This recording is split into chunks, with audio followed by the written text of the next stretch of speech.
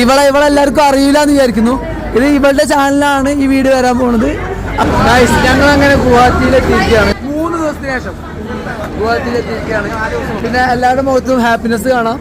യൂട്യൂബിലെ വലിയ ആളാണ്. അതെ, വലിയ ആളാണ്. അതെ, ശരി, ഓക്കെ. പിന്നെ ലാസ്റ്റ് ആയിട്ട് പറയാല് ആ ടിൻ ബട്ടൺ അമർത്താൻ മറക്കരുത്.